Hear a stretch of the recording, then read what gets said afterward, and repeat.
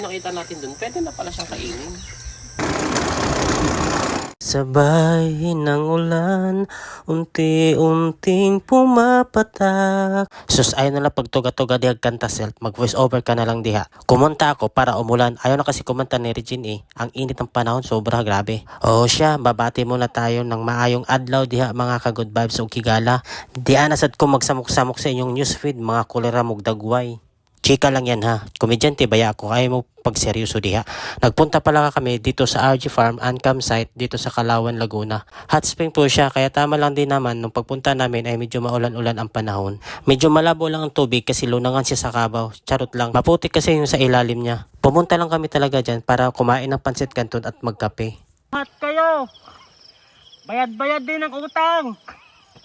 Sa may utang dyan, ano na. So uwian na nga at ayaw namin maabutan ng gabi pa sa daan.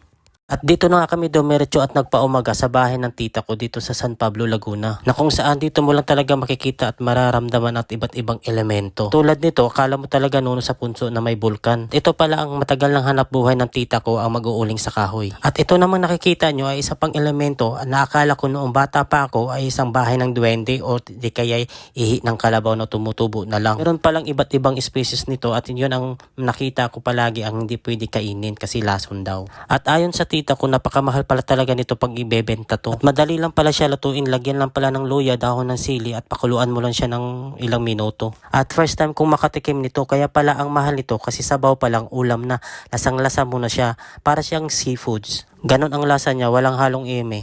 Lami jud mukaon sa probinsya kay bisag unsa nga simple nga sudan mabusog jud ka. Lami jud ang higop na ko sa sabaw kay nakahurot ko sa kamplanggana na sabaw. Di ba sa ano Ang seafood. Seafood is no. Og gamot jud siya sa hangover. Kauban na po na ako ang mga kurima kong kamigo. Since maraming pinya ang aking tiya, yung dessert namin yan. Na napaka sobrang tamis talaga. At dahil tapos na kaming kumain, kaya excited na kaming pumunta sa pinakahuling listahan namin sa bucket list namin ang sumakay sa kariton ng train. Yun yung tawag ko eh. Iwan ko lang kung anong tawag dito. Basta yun yung tawag ko, pakialam nyo ba? Yun na nga, nakasakay na kami at nasubukan na namin ang ganitong klaseng sasakyan. Sobrang saya ng experience na to at sarap ulit-ulitin. Sa mga nagtatanong kay ating nagdadrive o nagtutulak sa kariton, di namin siya pinapahirapan, sumaglit lang kami, kumuha lang kami ng video for the content. At ito din talaga matagal yung hanap buhay. Oh, kaway-kaway mga kulirang dagway. At pakita tayo sa camera ulit dahil patapos na yung ride natin at pauwi na rin tayo. At hanggang dito na lang mga good vibes. Sana hindi kayo magsawa panoorin yung mga vlogs ko. See you next time. Bye-bye!